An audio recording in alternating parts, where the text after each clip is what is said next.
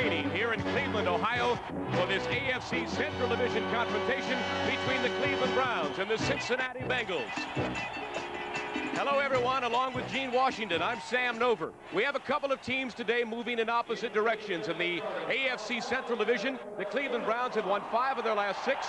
The Cincinnati Bengals have lost 4 straight. One of the reasons that Cincinnati has been struggling has been the quarterback problem. Was it Thompson or Anderson today? And we just learned it's Kenny Anderson. Well, Kenny Anderson has been banged up all season long, but his problems are going to be compounded today by the fact that Bass, his brilliant wide receivers, out. Ross is nursing an injury. But if Kenny can't go, then Jack Thompson, a scrambling quarterback, is going to be there. Well, you talked about the receiver problem, Gene. One receiver who's had no problems against Cleveland over the years has been the incomparable Isaac Curtis. He's got great stats. Well, the mark of a great receiver is that he plays well against good teams. Isaac Curtis has certainly done this against Cleveland. 57 receptions, 12 touchdowns, and a 20-yard per catch average. Well, we talked about the quarterback problems in Cincinnati. There are none here in Cleveland. They not only have a quality quarterback, but a great leader in number 17, Brian Sipe.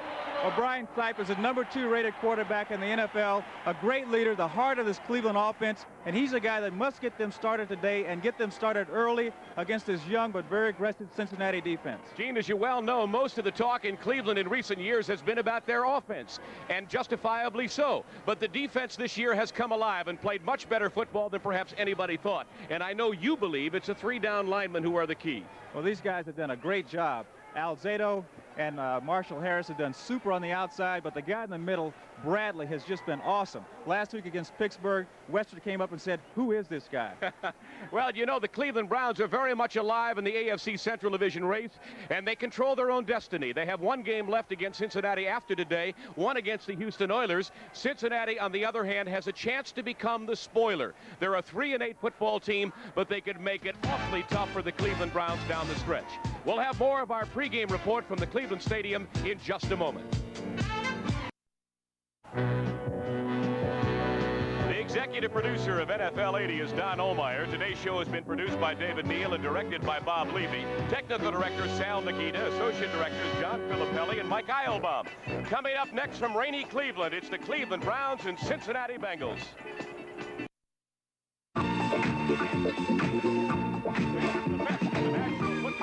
The American Football Conference. Today from Cleveland Stadium, it's the Cincinnati Bengals versus the Cleveland Browns. Today's game is brought to you by Plymouth, who invites you to drive the front-wheel drive Plymouth Reliant K, the American way to beat the pump. By Erlanger, 1 look, 1 sip, 1 taste will tell you this beer is a classic. By Sylvania, makers of Superset Color TV and a complete line of home entertainment products. And by Ryder Truck Rental, the best truck money can rent.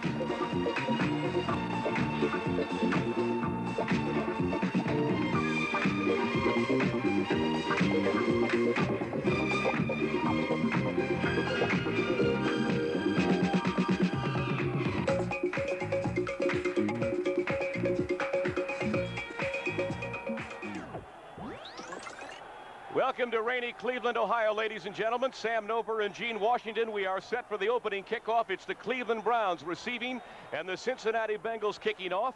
Rookie Sandro Vitiello out of Massachusetts will do the kicking off. Number 11 in the deep receiving spots for the Browns. Number 25, Charles White, the former Heisman Trophy winner. Number 26, Dino Hall. Why is this game important? It is obvious. Cleveland tied for 2nd place in the AFC Central Division, along with Pittsburgh, 1 game behind the front-running Houston Oilers. And we will keep you abreast on both of those games today. And we're underway here in Cleveland. A short kick. Dino Hall at the 14. Across the 25 to the 27-yard line. And stopped there by Jim Browner after return of 15 yards. And the Cleveland Browns go to work with that young man, number 17, and the Pruitts behind him. Number 43, Mike Pruitt out of Purdue. Number 34, Greg Pruitt out of Oklahoma. No relation. And maybe the best 3 receivers of the National Football League. Dave Logan, Reggie Rucker, and the tight end Ozzie Newsome. And the offensive line has been simply spectacular this year with the addition of Joe DeLamielleure, Cody Rison and Deacon at the tackles, Shepard and DeLamielleure at the guards, and the veteran Tom DeLeon the center. first down at the 27 of Cleveland. Rucker in motion. And on first down, Sipe to pass. Fires it complete to the 33-yard line to his outside receiver, Reggie Rucker. A gain of 5 yards. It'll be second down and 5. Louis Breeden is the man who made the stop. Here's our defensive line. The Bengals played the 3-4 with Eddie Edwards, Wilson Whitley, and Ross Browner down front, and 4 linebackers, Dinkle, LeClaire, Cameron, and Williams. Cameron and LeClaire, the inside people, having great years. At the corners, Ray Griffin and Ken Riley, the veteran. A couple of rookies at safety, Greg Bright and Brian Hicks. It is second down and 5. And again, it's Reggie Rucker in motion. The pitch to Greg Pruitt. Turns it upfield, shy of the 35-yard line. Dropped by number 53, Bo Harris, a left outside linebacker. Bo Harris just came in to replace Tom Dinkle. I think we mentioned before that it's going to be very important for Sipe to get after these guys very early. We have a little rain falling now, but the Browns will lose their advantage of their skilled people as this field softens up. So I think that Sipe has to get after these young guys we mentioned. He has to get at them in the first quarter. Third down and 3. The line of scrimmage, the 34 of Cleveland. Calvin Hill now in the backfield wearing number 35, along with Greg Pruitt, 34. Hill has not run the ball from scrimmage this year, but has been a valuable receiver out of the backfield. Sipe has his man. First down at the 45-yard line is Greg Pruitt. 11 yards on the completed pass from Sipe to Pruitt. Bo Harris again making the stop. One of the problems that Cincinnati has had all season long is on pass coverage. Their linebackers are not the type of guys that can cover a back coming out of the backfield man-to-man, and that's what happened in this situation. Greg Pruitt had that linebacker in a man-to-man situation, and Pruitt is just too quick, and Sipe is able to get the ball there too well for them to cover that. So they have the ball at the 45-yard line, and as Gene mentioned, this field will become a factor before the day is over, particularly if the rain continues. It is falling very lightly now. From the I formation, Sipe has time to throw the ball. Completes it to Dave Logan, then he dropped the football. It was stripped by Ken Riley, number 13, the 12-year veteran out of Florida A&M, and I thought Logan had it for a moment, Gene. Well, as a matter of fact, I was looking for an interception. He was open early, but Brian waited just a little bit too long before he delivered that ball. Let's take a look at the pressure that Sipe gets from Ross Browner, one of the top young players in the league. The guy has such quickness to go along with the strengths. It gives him that outside, comes inside. Brian is a little late getting the ball away here. And as I mentioned, I thought it was going to be an interception. Okay, it's second down and 10, just over the 45 of Cleveland. Rucker coming in motion our way. And he gives on a delay to Mike Pruitt across midfield to the 49 of Cincinnati. Stopped by Glenn Cameron after a gain of 6. It'll be third down and 4. A little delay with big Mike Pruitt carrying the football. And number 43 is second in rushing in the AFC to Earl Campbell. And, Gene, that's exactly where he finished last year with over 1,260 yards on the ground.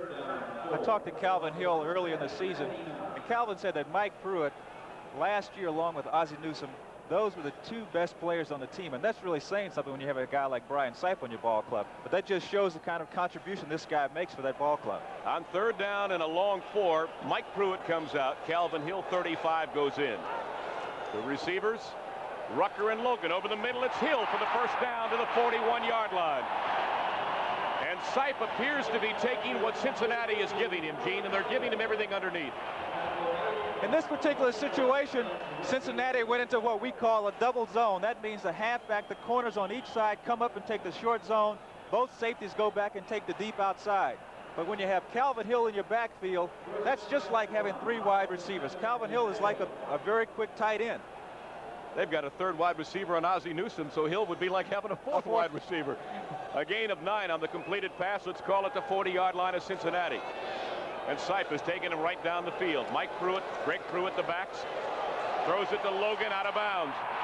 Inside the 35. Let's see where they spot the football, but it'll be a good gain on first down of 7 yards. Ken Riley had the coverage. And Sipe really working on the Bengals defense short.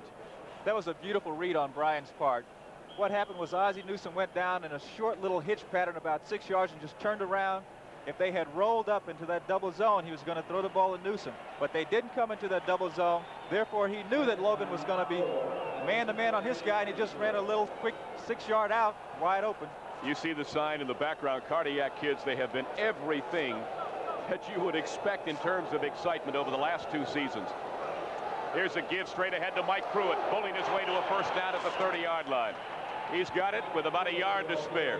This is a football team that had 12 of its 16 decisions last year decided in the final seconds of the game. Cameron, number 50, and Tom Dinkle, 52, are the men who made the stop. Eddie Edwards, it is, 73.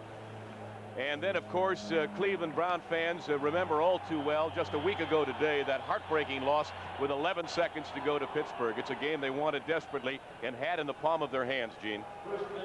Well, I think it's key for the Browns that they get off to a good start today. Then that will get that out of the minds of everyone, the fans, the management, the players. If they can get a score here, then they'll say, hey, we've forgotten about that loss. We're playing today. Another sellout crowd of 80,385 here in Cleveland. First down and 10 at the 30 of Cincinnati.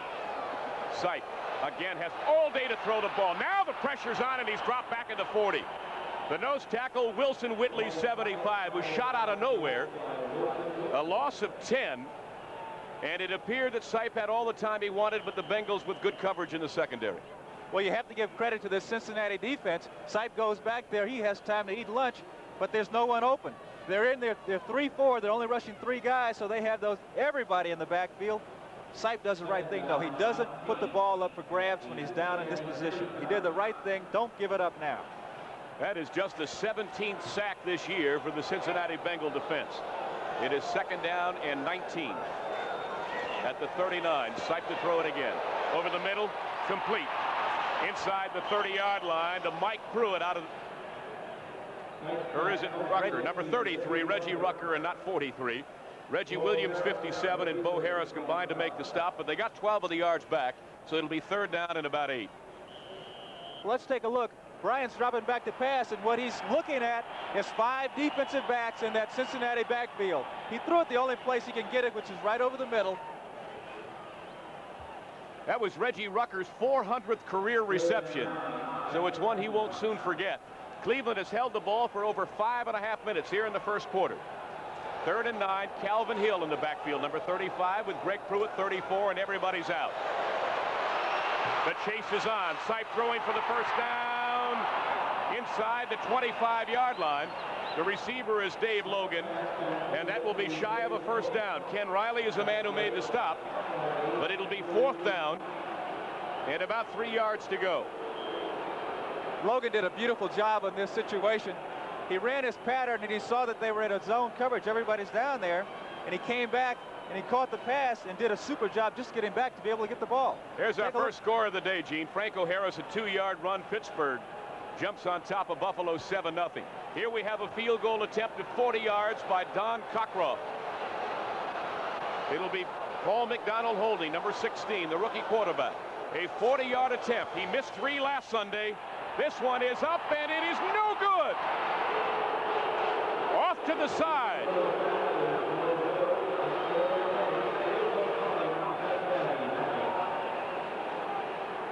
And so the man who is number 3 in percentage of field goal accuracy in the National Football League history has missed 4 in a row. We'll be back now with Cincinnati's offense.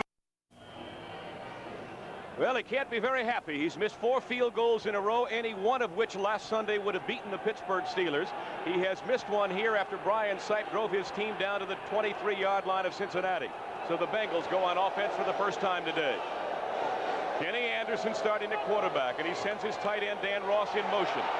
Charles Alexander for a couple of yards across the 25 and stopped there by Marshall Harris. And here is the Cincinnati offense, and there may be changes because they've got a lot of injured people, but at the moment it's Anderson with Griffin 45 and Alexander 40 behind him. The receivers, Pat McInally 87 starts for the injured Don Bass, Isaac Curtis, and then Jim Corbett we had as the original tight end, but apparently Dan Ross is going to give it a go. The interior line has Munoz, Bujnak. Blair Bush will start at center with Montoya and Wilson. 4 down linemen for the Cleveland Browns on 2nd down and 8. Elvis Franks joins Harris, Bradley, and Alzado. And they will try to confuse Cincinnati today. Staying on the ground, Archie Griffin to the 31-yard line for a quick gain of 6 yards.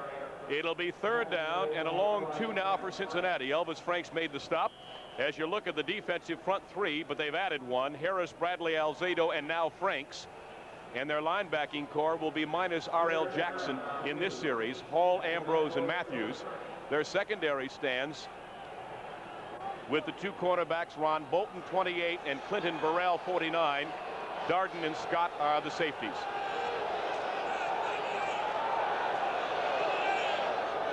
In motion, Dan Ross, the tight end. Back to passes Anderson over the middle, and it's complete across the 40 to the 44-yard line to Isaac Curtis, number 85. And Gene, we talked about him at the beginning of the program at our pregame show. This young man has been absolutely dynamite against Cleveland. As I mentioned before, a good receiver is a guy who plays best when the competition is at its best. And this is Isaac Curtis coming across the middle and showing tremendous quickness, showing very good quickness coming off of that knee injury.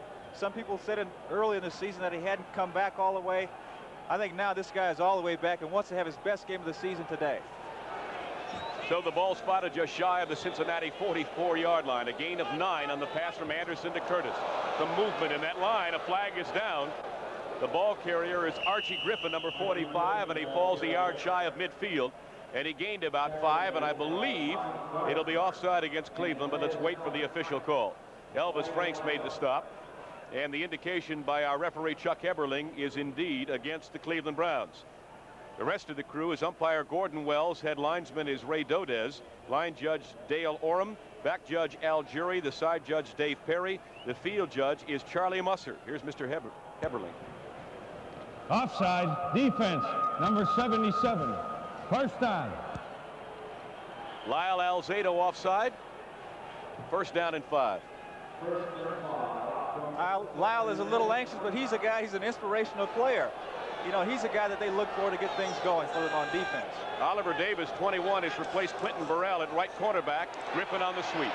Turns it upfield and runs into a wall at the Cleveland 48-yard line, namely 52 Dick Ambrose, the 6-year veteran out of Virginia, who has led this club in tackles the last 3 years and continues to do so. And Griffin is very slow in getting up, and that's just what the Cincinnati Bengals do not need, another injury. Archie Griffin is down. Mile, have you ever seen a team in recent memory, Gene, to go through the physical anguish that this club has gone through in 1980? Yes, I have. Have As a matter of fact, my last year in Detroit, we had a list, I think, maybe not quite that long, but you look at this, Pete Johnson. Now, here's a guy that's hurt them so much, not having this guy in the offense. Dan Ross, Bass, you just can't win without those guys. So Griffin goes off under his own power. We'll return to the Cleveland Stadium in just a moment. Sam Nover, Gene Washington. We're in Cleveland. The rain appears to have stopped at least momentarily. It is 2nd down and 3 now for the Cincinnati Bengals. Griffin went off the sidelines under his own power. Deacon Turner, number 22, is in the backfield, but they give straight ahead to Alexander. And he is very close to a Cincinnati first down. I believe he's got it. Stopped by R.L. Jackson, number 56, the inspirational defensive leader of the Cleveland Browns. The interesting thing about what Cincinnati's doing is they're saying, hey, let's control the ball. They're doing it, running the ball on the ground. They're going to throw some short passes. I think their idea is to not let that Cleveland offense have the football very much.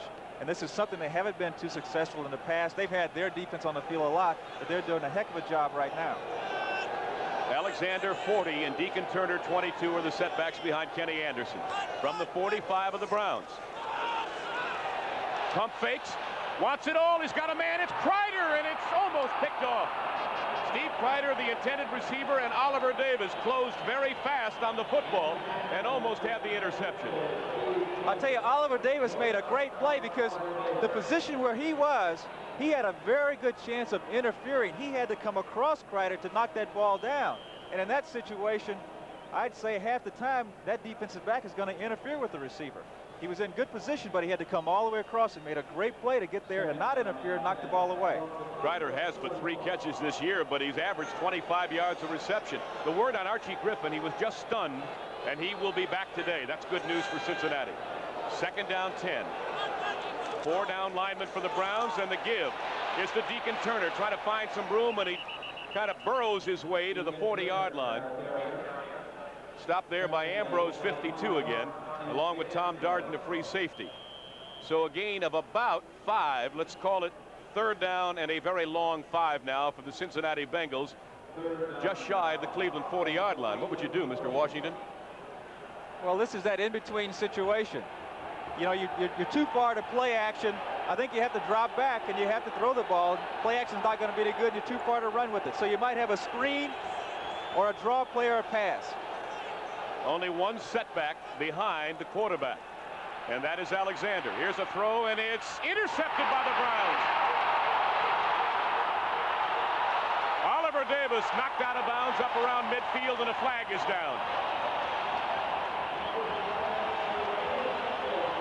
33 yards on the return of the interception by Oliver Davis. That is his first interception of 1980. And the ball was overthrown. It simply was thrown badly by Kenny Anderson. Well, the ball was thrown poorly, but what Kenny was trying to do was trying to get that ball in between the linebacker and the defensive back, but he just wasn't able to get it to fall in there. Oliver Davis is very impressive, playing in place of Clinton Burrell, doing a super job today. Here's our referee, Chuck Eberling, with the call.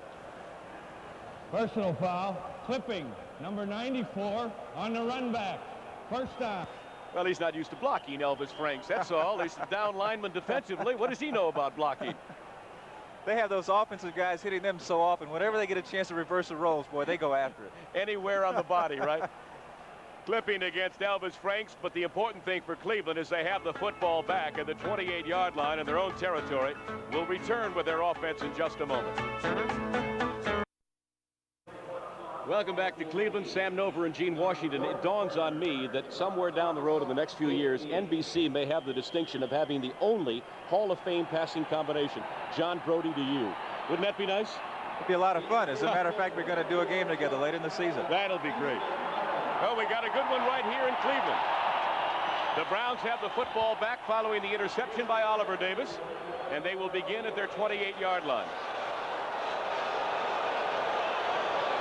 Brian Sipe is the quarterback, and only one setback, Mike Pruitt, as Rucker goes in motion.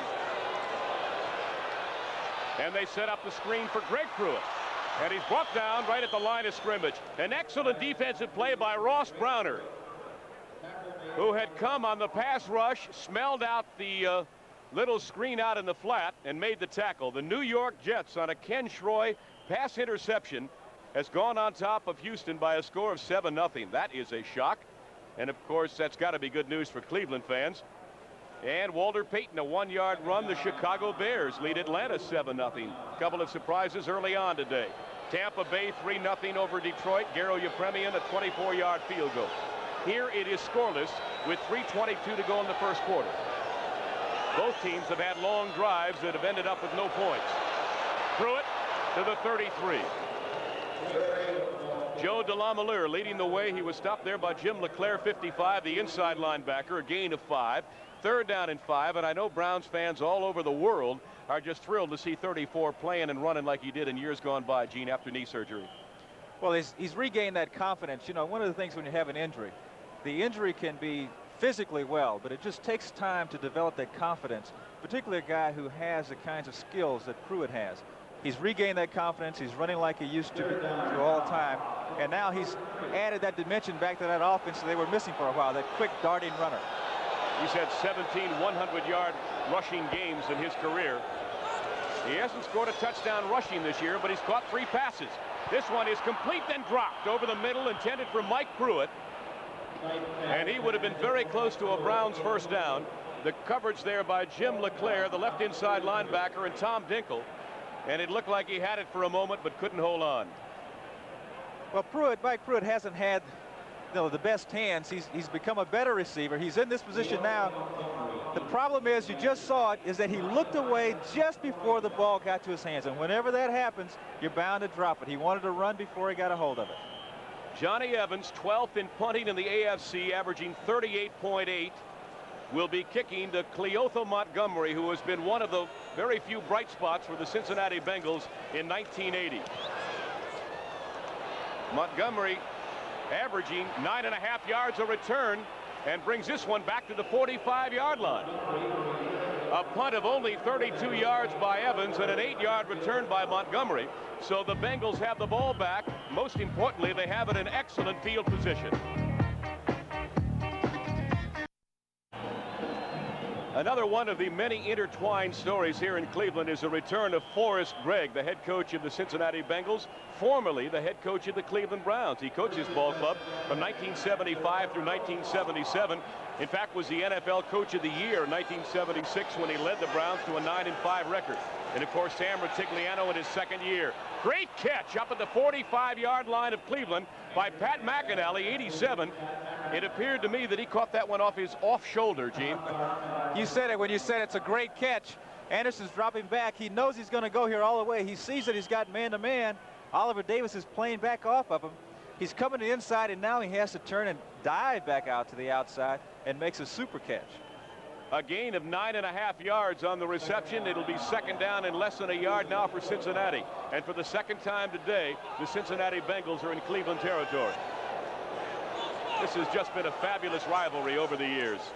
Anderson, play action, has a man wide open. Ross, 35, 30, 25, 20, 15, looking for a block, and out of bounds at about the 10-yard line. Just a masterful bit of faking by the quarterback, Ken Anderson, as he rolled right, found his tight end, Dan Ross, for 35 yards. He had everybody open on that play. He faked a sweep to his left. Ross down blocked, then got up, came all the way across field, and no one was there. Wide open. Now this guy's playing with a severely torn hamstring muscle and doing a heck of a job in that situation. Look at that nice hurdle there. Oh, he's a courageous football player. He's got a lot of guts, Danny Ross. First down, 10-yard line, and the give. Second back through is Deacon Turner, and he reaches the 7 for a gain of about 3. It'll be second down and 7 now for Cincinnati. The Buffalo Bills on a Joe Ferguson to Jerry Butler pass of 29 yards at Rich Stadium. Buffalo have tied that game at 7. That is tremendously important to the Cleveland Browns. At the moment, again, they are in a second-place tie in the AFC Central Division with the Pittsburgh Steelers 1 game behind Houston, and the Oilers are losing to the Jets 7-0. We'll keep you right on top of both of those games. Second down. Curtis in motion. Alexander right through the middle. Touchdown, Cincinnati.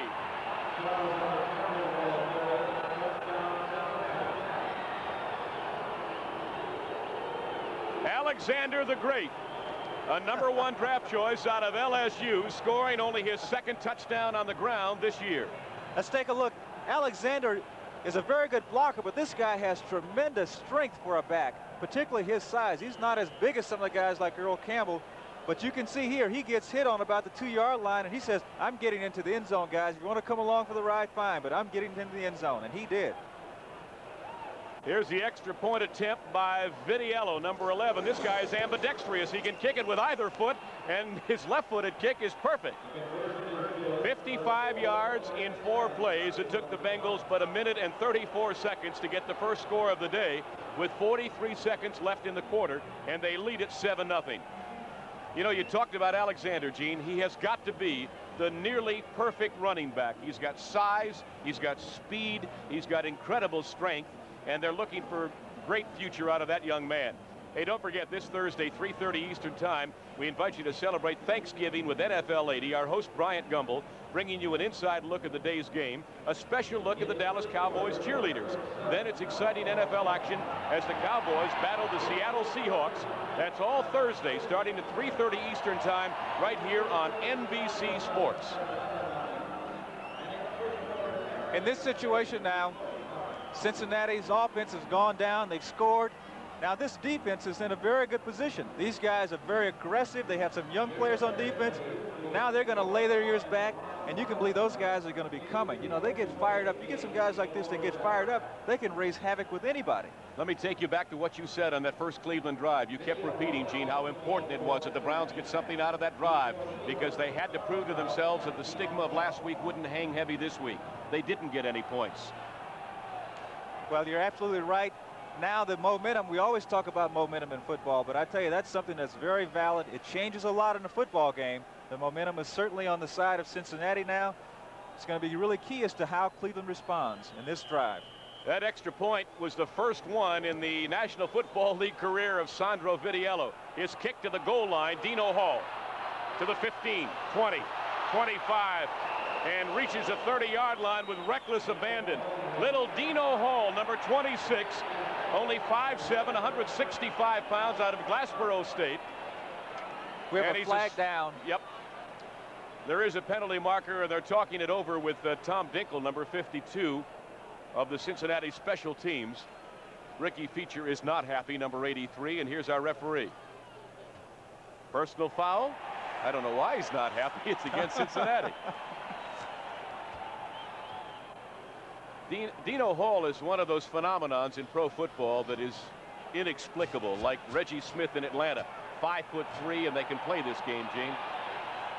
Those guys have hearts the size of watermelons. That's the only way they can play. Personal foul, unnecessary roughness, number 56 on the return. First down. That would be Ron Simpkins, the rookie out of Michigan, who I'm sure has got to be feeling his oats today after his Wolverines beat Ohio State yesterday and a trip to the Rose Bowl. The 30-second clock is not operating. The field judge will keep the 30 seconds on the field. All right, Mr. Referee, thank you. From the 45-yard line. So, in effect, the Browns get a 45-yard return out of Dino Hall with a 15-yard personal foul tacked on, and they have excellent field position. Mike Pruitt, 43, and Greg Pruitt, 34 in the backfield. That's tight end Ozzie Newsome passing in your picture. Sipe throws it downfield. And it's just tipped away at the last moment. Intended for Greg Pruitt and tipped away, I believe, by Jim LeClaire, number 55. Well, LeClaire is not a guy who's noted for his pass coverage. As a matter of fact, Pruitt had him beat by 5 yards. Sipe threw a good ball, but somehow LeClaire managed to get his hand up and just tip it away and prevented a tremendous gain. I tell you, you have a guy like that, LeClaire, who has lots of experience and a guy that can rise to the occasion. And here's a situation where he did. He shouldn't have been there. He doesn't have the physical tools to be there, but he did. Well, he may have saved him 7 points. And speaking of 7 points, Don Calhoun's 1-yard run has given New England a 7-0 lead over Baltimore. Here it's 7-0 Cincinnati. 28 seconds left in the first quarter. Second down, 10 for Brian Sipe. Passing on nearly every down, and he completes this one at the 43-yard line of Cincinnati. Louis Breeden is the man who made the stop.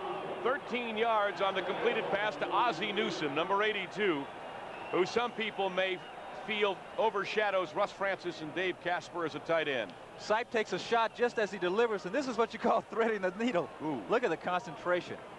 Tremendous concentration. That's like being a catcher with somebody swinging a bat at a ball. That's He's a tough catch. Phenomenal athlete. A converted wide receiver from Alabama. He has done everything that Brian Sipe, Sam Rutigliano, and the Cleveland Browns have asked him to do. We have come to the end of the first quarter here in Cleveland. 7-0, Bengals over the Browns. Well, it's apparent that the Browns' chances of being Siper or Super Bowl bound are enhanced greatly today by a score out of Shea Stadium, New York. Look at that. Richard Todd, a 1-yard run. The New York Jets 14, Houston nothing. If the Oilers should lose and the Browns can beat Cincinnati, it'll be a first-place tie in the AFC Central Division. And if Pittsburgh beats Buffalo, Gene, there'll be 3 of them tied for first. I've been in situations like that before, but it doesn't mean anything unless the Browns win today. How right you are. First and 10 at the 41-yard line of Cincinnati. The Browns have the football. Sipe over the middle. Mike Pruitt inside the 35, fighting his way to the 31-yard line. In the grass with Jim LeClaire, number 55. A gain of 10 yards, and that'll be very close to another Cleveland first down. And now we have a little scrap there. Pruitt taking exception to the way he was tackled, and a flag goes down. And this looks like a personal foul against Cincinnati. Jim LeClaire. I think it's going to be. The problem is in these situations, the last guy to swing is always the guy who gets caught.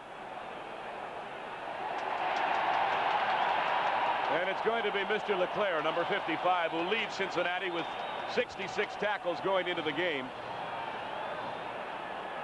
A hard-nosed 9-year veteran out of North Dakota at 6'3", 234, a little too hard-nosed on that particular occasion. I think what happened is when they were in the pile down there, I think LeClaire felt. Let's see what the official has to say about it. Personal foul, unnecessary roughness, number 55. First down. I think what happened is that maybe he got an ankle or a knee or something down in the pile, and he just wanted my crew to know, hey, I'm not going to take this. The problem is when he retaliated, the official saw him.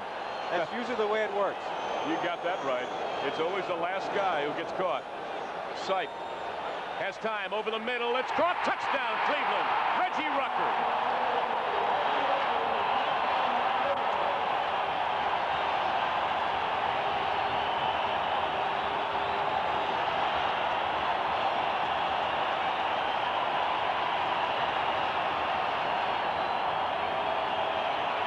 I think Reggie was going to get the ball because they held him up so well. Look, right there. I thought he was going to go away, but Sipe stayed with him.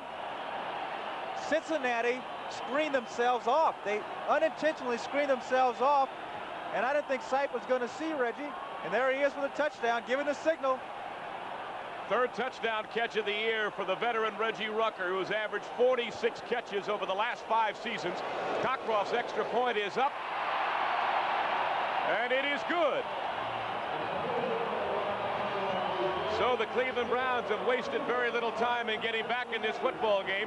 They take the ensuing kickoff, and with the help of a couple of 15-yard penalties, march it down the field to the tying score. It was a 55-yard drive in 4 plays. Gene, here's what you're talking about. Ken Riley had him. Look, he gets screened off by his own man. Reggie comes free, and Sipe, who just seems to have the ability to see the entire football field, sees it and gets the ball right there, right in between the numbers. So both teams have driven 55 yards for their touchdowns. It took Cleveland but 4 plays and 1:05 off the clock. 14:38 to go, second quarter, a 7-7 game. The deep receiving men are Jim Browner, 21, Cleotha Montgomery, 28, and Nathan Poole, 35. Montgomery in the middle is a primary kickoff return man for Cincinnati, and Cockcroft will kick it off. It'll be Montgomery at the 8-yard line. 20, 25, 30. A flag is down, and he's off to the races, and the last man pulled him out. Up around the 45-yard line. Boy, he is electric, isn't he? He was pulled down by Oliver Davis, number 21, but a marker is down back at the 25-yard line. And will nullify, I believe, Gene, a 44-yard return by Montgomery. I think I saw a clip. I think I saw it very early. The flag came a little late, though.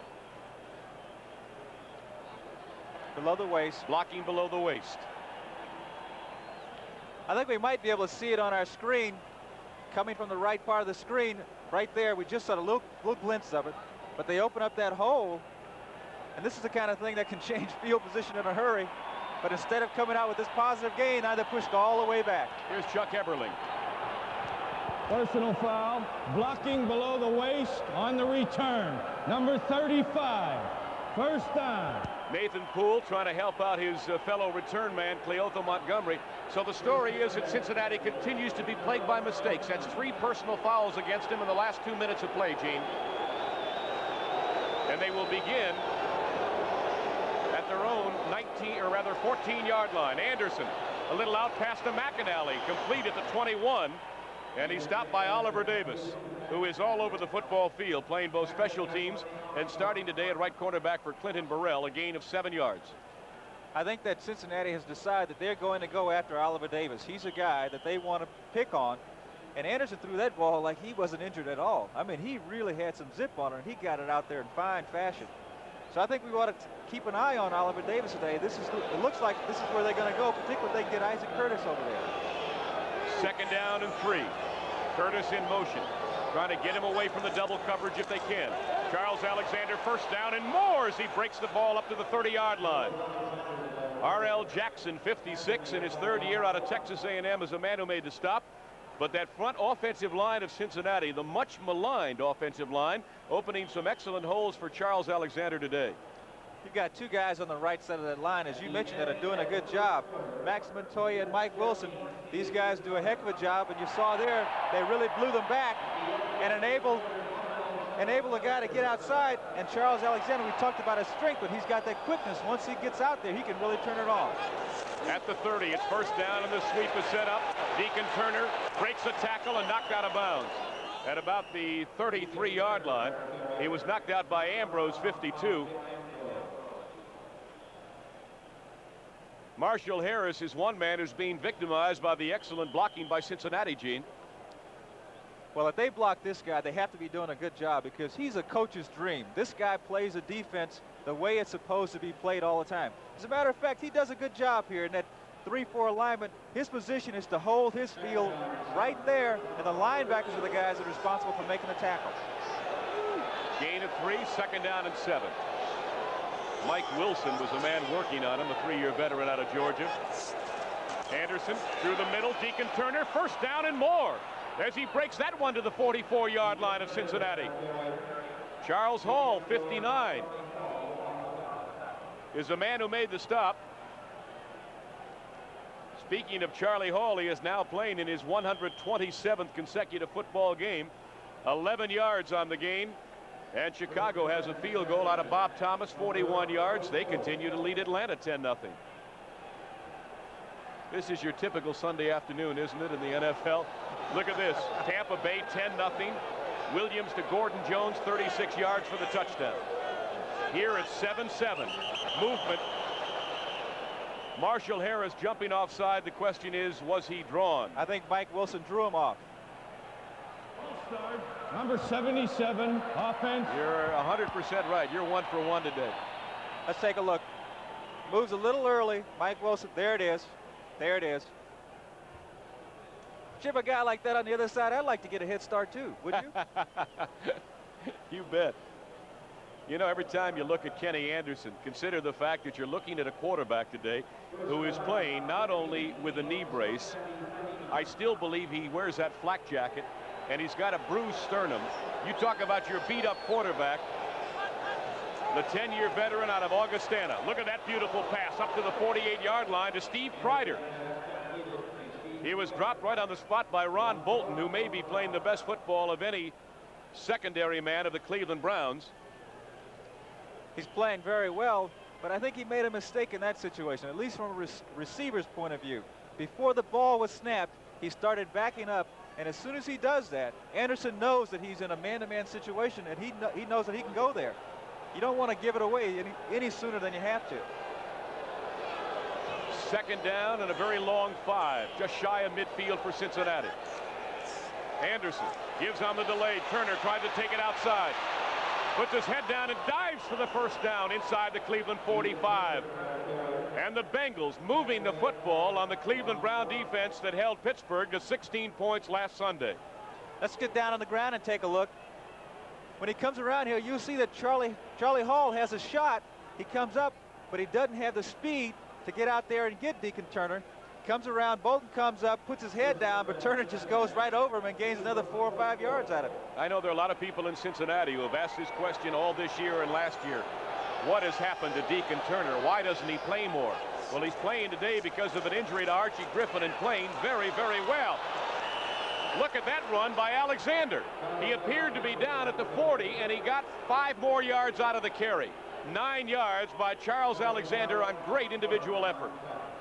Great individual effort, but tremendous second effort. Look, he's down in there, still going. Somehow or other, these guys are so fired up today. You know, this is reminiscent of the way they played Pittsburgh. They beat him twice. I know, I did one of those games, the 17-16 decision at Three River Stadium, which is still the shocker of the year, in my opinion, of any game that's been played this year. To come into Pittsburgh and beat them. But Cincinnati's had tremendous success over the Steelers the last couple of years. Alexander for very short yardage, very close to a 1st down. Unofficially, Gene, we have Cincinnati with 4 penalties for 49 yards. That's got to hurt you. Well, if you take away just half of those penalties, you can imagine what shape they'd be in now. But what they're doing that's interesting to me is that they're taking it right to the Browns, and they're taking it to the best part of their defense. And the Browns have been very good against the run. They were 7th in the entire league against the run. And Cincinnati's taking it right to them. They're going right at them. They've called for the sticks and the measurement for the first down with plenty to spare. You know, when you talk about the Cincinnati offense that has scored 7 already today and is pushing for 7 more, this is an offense that has averaged only 8.5 points a game over the last 8 games. They are the lowest scoring team in the National Football League, 142 points. That's almost 13 points a game. They have been inept. There is no other way to put it, but they look marvelous today.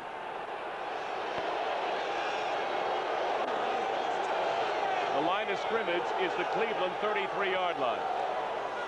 Play action. Alexander, 25, 20, another first down for Cincinnati. And they're moving the ball in every conceivable way, and Alexander is limping back to the huddle. Charles Alexander. Well, the thing that comes to my mind as I watch this Cincinnati ball club, they have run some plays where they have had people come absolutely wide open. And when that happens, that means that they have done a superb scouting job. They are doing things that don't usually happen against this Cleveland ball club. They have scouted these guys so well that they know what's going to work. Sam Rutigliano pacing the sidelines in a 7-7 tie. But Cincinnati threatening to break the tie puts Curtis in motion.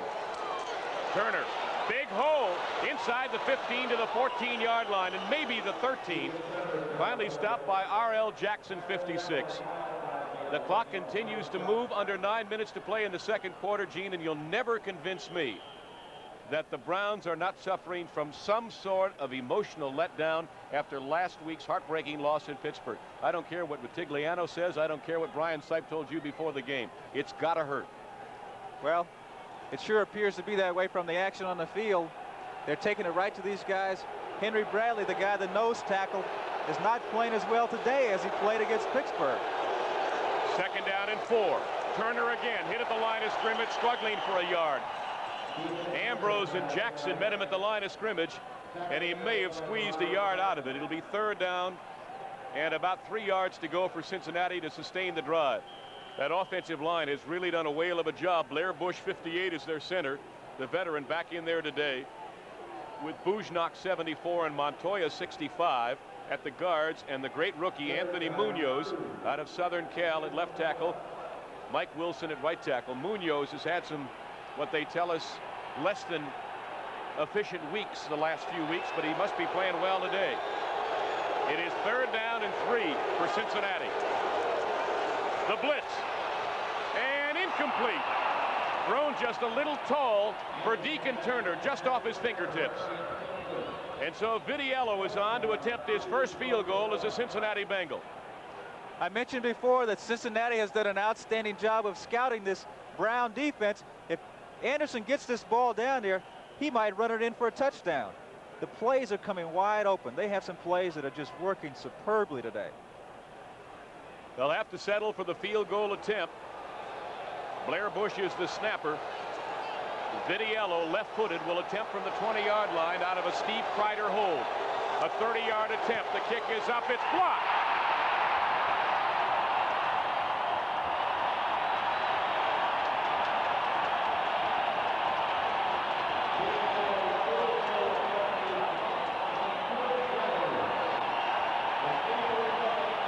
Well, this capacity crowd of over 80,000 tells all.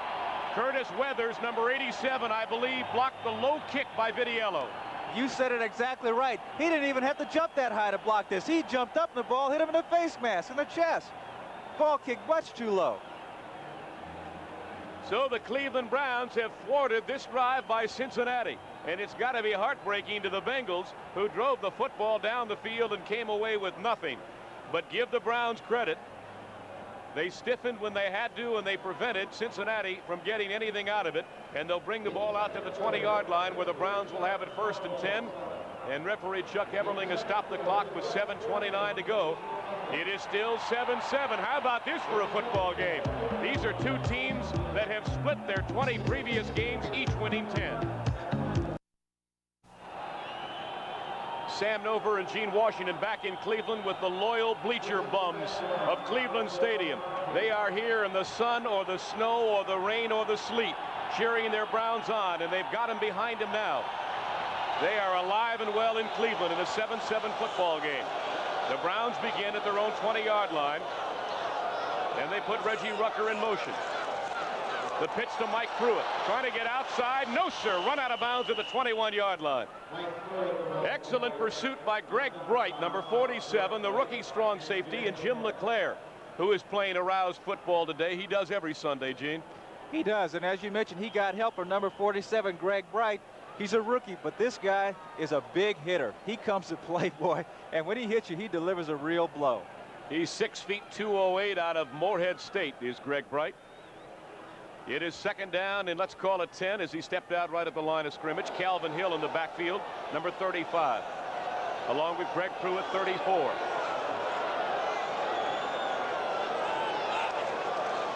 Sipe directly back to pass. Swings it out in the flat, and Hill can't hold on. So it'll be third down and 10 now for the Browns.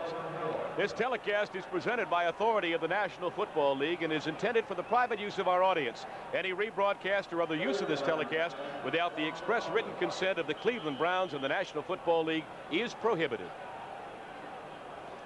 Sam, we've talked about the fine job that Jim LeClaire does in the middle, but he's got a partner in there in Glenn Cameron that does a terrific job.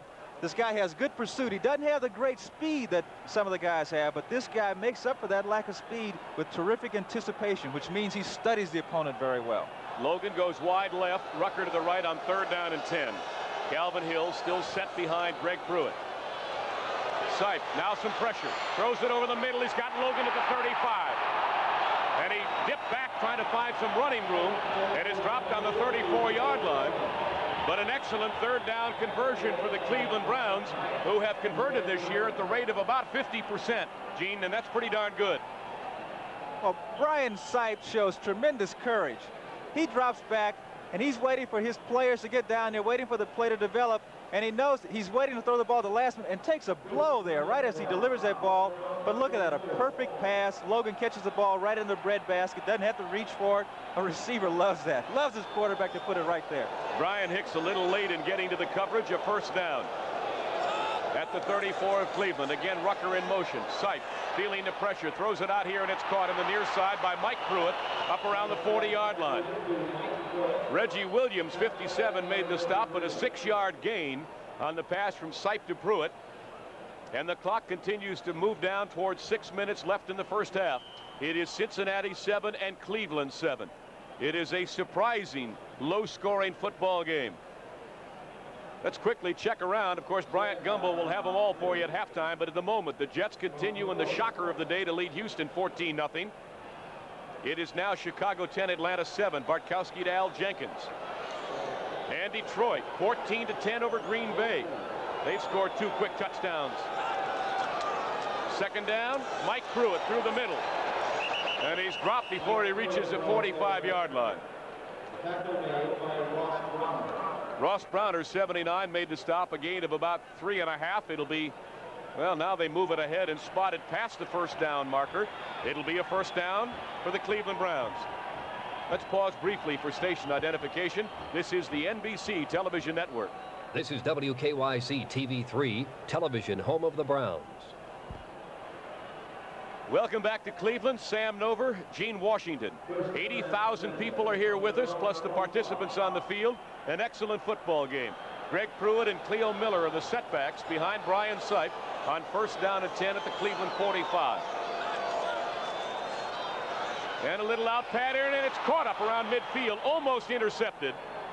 Louis Breeden had the coverage, and I think he was undecided, Gene, whether to go for the ball or the tackle, and decided wisely to make the tackle. Well, he was in good shape. Sipe is coming back. He's reading 2 receivers. He has one guy hooking right in the middle, goes to the little quick out to the outside. Breeden got up there very quickly, but he knew he wasn't quite there in the position to make the interception. Had he missed, then the other guy, Logan, could have taken it and gone down the sideline for a touchdown. What does a good receiver do to screen off a defensive back from a potential interception? Just what Logan did. You pretend like you're a basketball player. You put your body between that guy and the ball. Give him a gain of 5. It's second down and a short 5 for Cleveland. Play action for Sipe. Over the middle, tip, intercepted by Cameron. Looking for blocks at the 45, 50, 45, and out of bounds on the far side. Number 50, Glenn Cameron, with his 3rd interception of the year. 13 yards on the return. You were just talking about him, Gene Washington. Well, I mentioned he's a guy that's all over the field, doesn't have great speed, is not particularly a great pass defender, but he's in the right place. Now, what happens anytime you get that ball tipped up, a defensive lineman tipped that ball up, and a team is playing in a zone defense, there's bound to be somebody around the football. That's only the 9th interception of a Brian Sipe pass this year. That is the lowest in the National Football League. We'll be right back. Well, the one impressive thing about Mr. Cameron is he's got 3 interceptions this year, but he's averaged about 15 yards every time he's returned one, Gene. He doesn't just settle for the catch, he takes it back. What a big play that was for Cincinnati. They're at the Cleveland 45-yard line with 4 minutes, 5 seconds to go in the half. Deacon Turner got it back to the line of scrimmage, and that is all. He was met by Charlie Hall, 59, and the ever-present R.L. Jackson, 56. You gotta love Robert Jackson. Next Saturday on NBC Sports World, 4 o'clock Eastern, some of America's best gymnasts, including Tracy Talavera, Marcia Frederick, and Julianne McNamara, compete in the U.S.-China gymnastics competition. And some of our nation's strongest men gather for the U.S. Powerlifting Championships. Plus, it's final round action of the Legends of Bowling. We invite you to watch all next Saturday here on NBC Sports World. 2nd and 10. Tight end in motion, Dan Ross. Down he goes, back at the 42-yard line. Number 57, Clay Matthews on the blitz. Cleveland, I think they've decided that, hey, we just can't sit back and take it. We have to start initiating something on defense. What do? They come with the blitz from the weak side with Clay Matthews. Clay Matthews is one of those types of guys that has all of the physical tools. This guy has good quickness. He's a great athlete, good agility. Just got right in there, dodged that blocker, and now he sort of turned the tide. This Cleveland defense now looks like the defense that we've seen before. 26th sack of the year by that Cleveland defensive unit. 3rd down and 20 now for Anderson. 4 down linemen and 5 defensive backs for the Browns. And a whistle may have been delay of game against Cincinnati.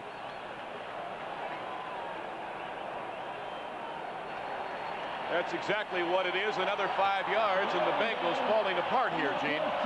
Offense.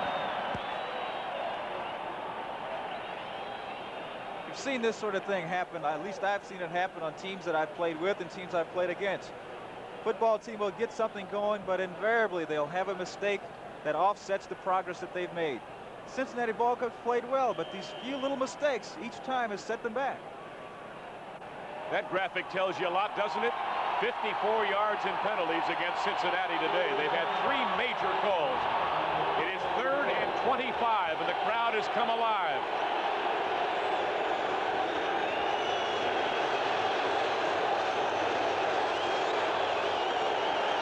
Boy, they make a lot of noise here.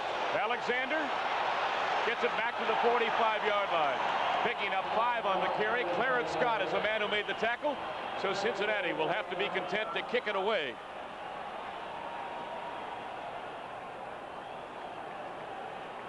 And this will be the first punt of the day for Pat McInally, number 87.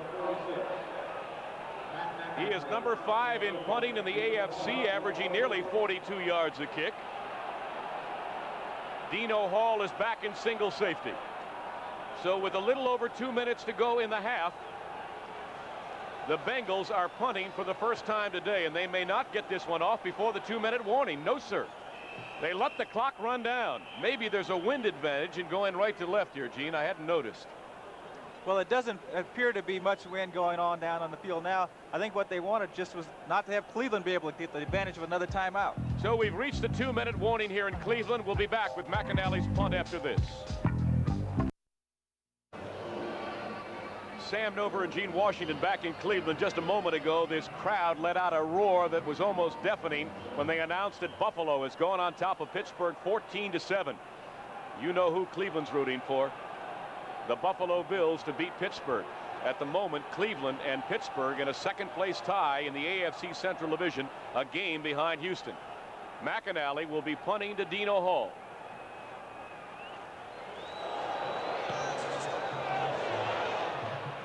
And a good bounce for Cincinnati. Now it takes a lateral bounce, and now downfield Inside the 20, it'll roll dead right on the 15-yard line.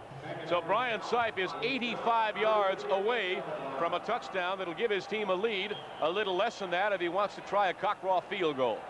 1:47 to go. So we'll return to Cleveland where the rain has stopped. We're glad to report in just a moment.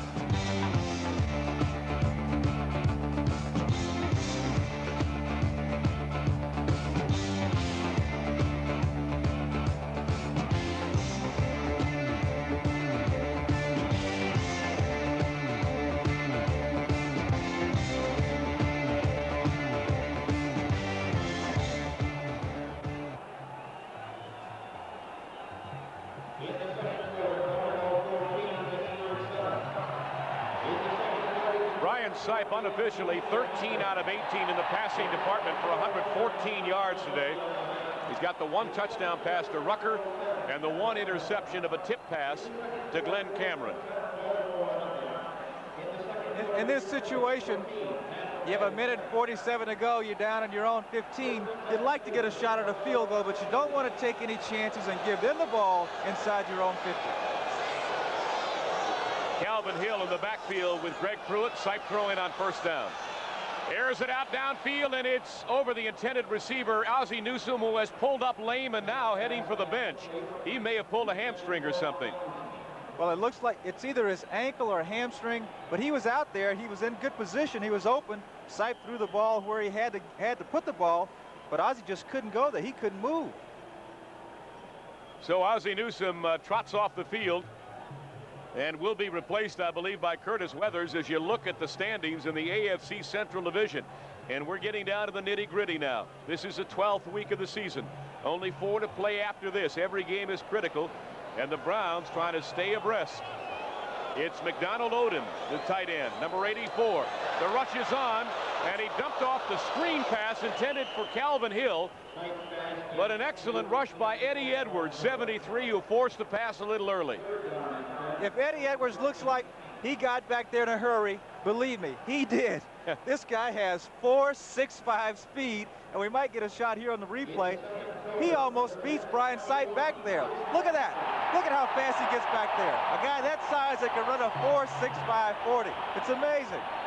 Well, they've talked about Cincinnati's talent for years, Gene, as you well know.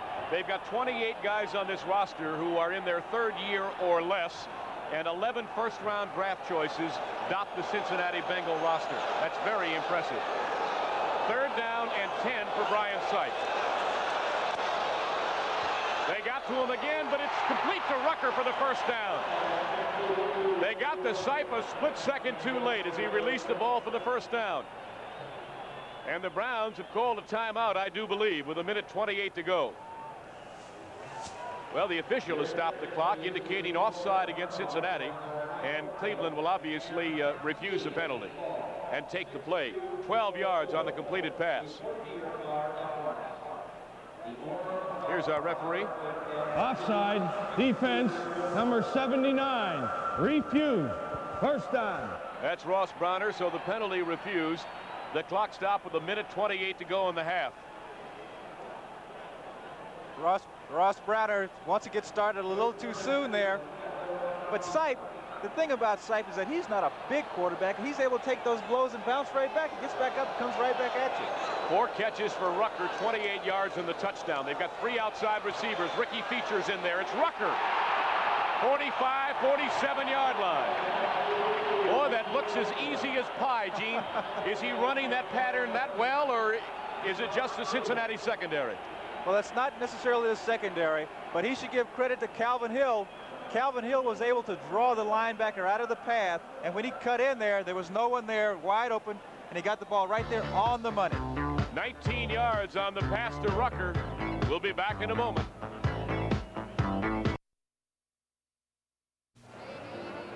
A minute 19 to go in the half, a 7-7 game with a little over 7.5 minutes to go in the half at Shea Stadium, New York.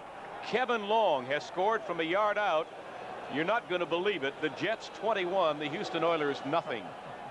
You know, that's football. You can never tell. Football is such an emotional game. Things don't always go the way they're supposed to go. Bob Trumpy likes to say that's why there are points on both ends of the football. First down at 10 for Sipe and company. Over the middle, Rucker again at the 42-yard line of Cincinnati. A flag is down, maybe a face mask. Louis Breeden caught up with him from behind. The ball was fumbled. I don't know whether the whistle had blown or not. I do believe it had. But you see the yellow flag laying right there. Sam, I think you're right. Usually when it's thrown in that situation, it is a face mask. You were exactly right. What enabled Reggie to get in that position, to be open like that, to be in a man-to-man, is that Cincinnati blitz Cameron. He came from his middle linebacking position, trying to put more pressure on Sipe. That left those guys back there in a man-to-man situation. And Reggie Rucker is a very, very tough guy to cover man-to-man, particularly in a pressure situation. Personal foul, face mask on the tackle by the tackler. First down. That's Louis Breeden, 6th catch of the day for Reggie Rucker. They are probably, Gene, within 5 yards of being within range for Don Cockroft's leg with 1:10 to go. Sipe has really moved him down in a hurry at the 35 of the Bengals. First down. Everybody's in the pattern. A little out pass at the 30 to Calvin Hill, and he's knocked out of bounds. Again, it's Louis Breeden, but a gain of another 4 yards. It'll be 2nd down and 6 now for Cleveland, and they stop the clock with 1:04 to go. 2 timeouts left for the Cleveland Browns. The center, Tom DeLeon, is injured. Either his ankle or his knees coming off the field. That's going to hurt, because in this situation, they're taking an injury timeout or just allowing him to get off the field. But when you're playing against a 3-4, your center is critical, because he has that nose guard, and he must be able to block that guy. Now, the Browns are going to miss DeLeon. This guy has very good quickness. 79, Jerry Sullivan replaces him. Let's see if it makes any difference, Gene. 2nd down and 6 now for the Browns. On the delay, Hill inside the 25 to the 20-yard line. A first down.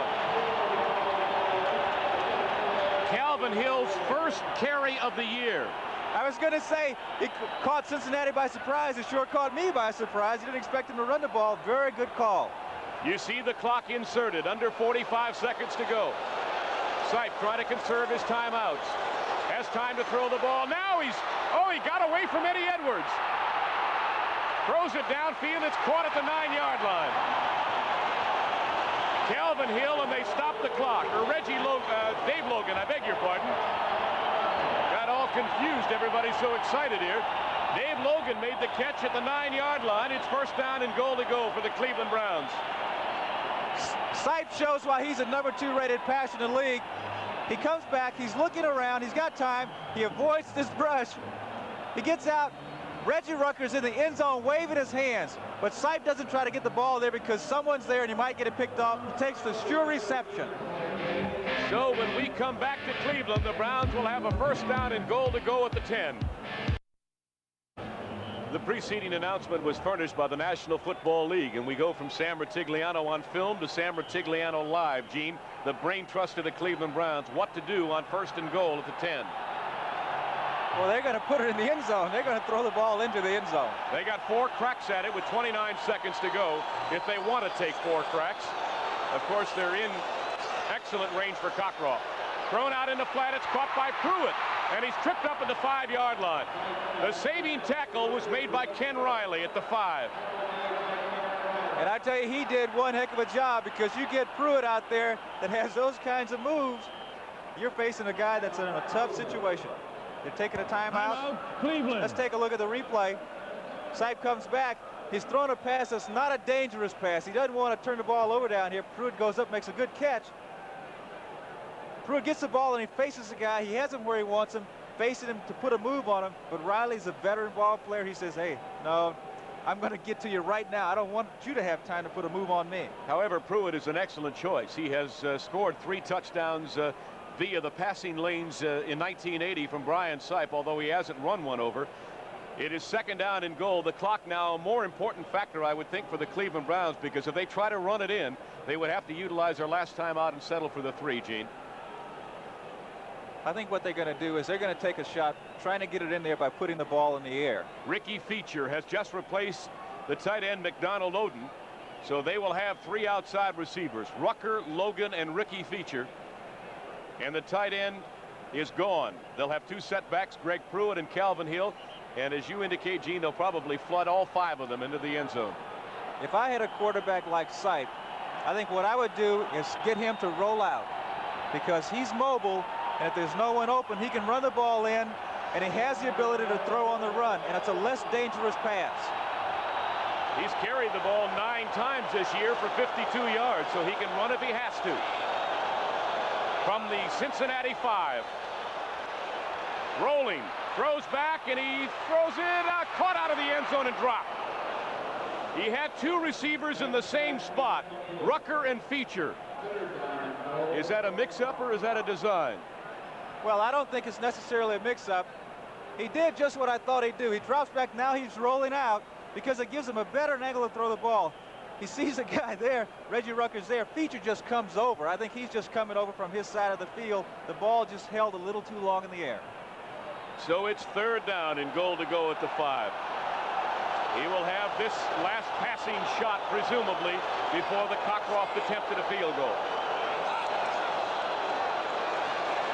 He's got a man. Touchdown! Calvin Hill.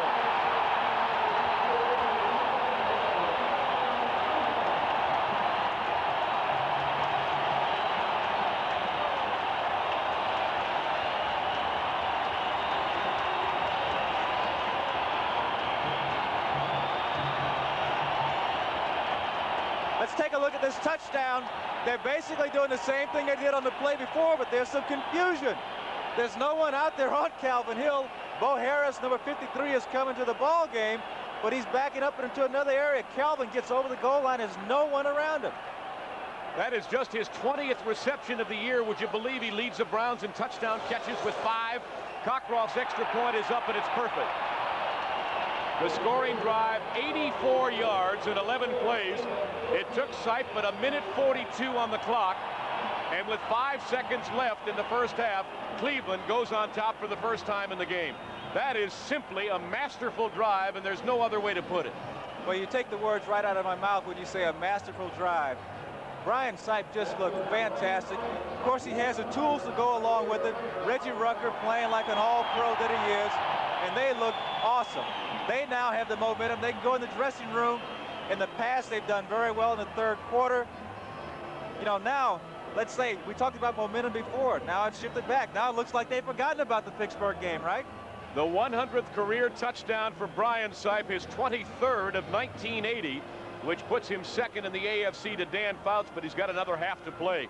You know what I like about him more perhaps than anything else? Not only his intelligence and that he's a heck of a nice guy, but he spreads the wealth to all of his receivers. Gene, you should know about keeping a receiver happy.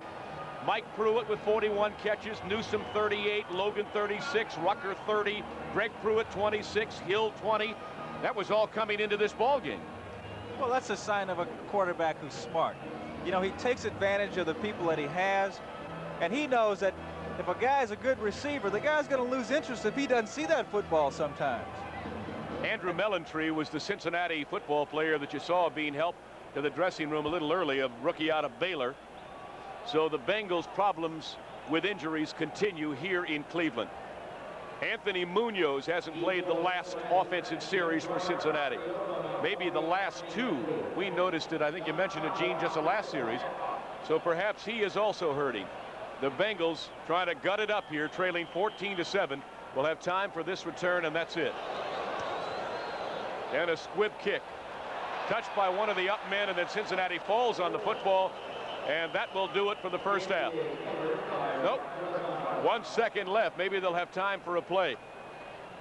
Rick Rossano fell on the football. And the Bengals will have time for 1 play from scrimmage. Munoz has come back in, so evidently he's okay. Yeah, this has got to be heartbreaking for Cincinnati. They have played very, very well in the first half. And they'll go off at halftime down 14-7 as you look at the Bengals sideline and the head coach, Forrest Gregg, who spent 3 years here as a head coach of the Cleveland Browns Anderson falls to his knee. NFL 80, halftime scores and highlights with Brian Gumble coming up. We have come to the end of the first half in Cleveland. The score, the Browns 14 and the Cincinnati Bengals 7.